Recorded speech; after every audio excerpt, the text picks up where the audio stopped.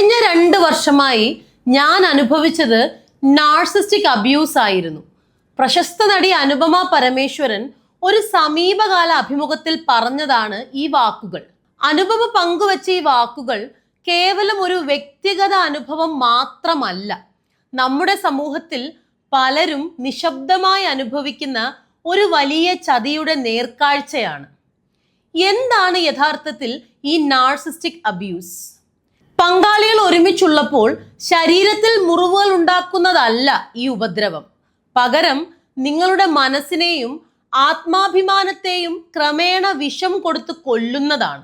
തുടക്കത്തിൽ നിങ്ങളെ ലോകത്തിലെ ഏറ്റവും പ്രിയപ്പെട്ടവരായി തോന്നിപ്പിക്കും, അമിതമായ സ്നേഹം കൊണ്ട് മൂടും.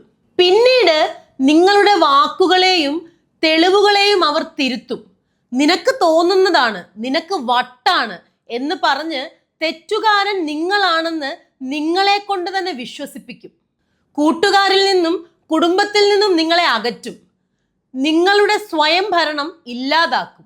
ഒരു ദിവസം അളവറ്റ സ്നേഹം പ്രകടിപ്പിക്കുന്ന റെമോ, അടുത്ത ദിവസം ദയയില്ലാത്ത അന്യൻ, പിന്നീട് കരഞ്ഞ് മാപ്പ് ചോദിക്കുന്ന അമ്പി.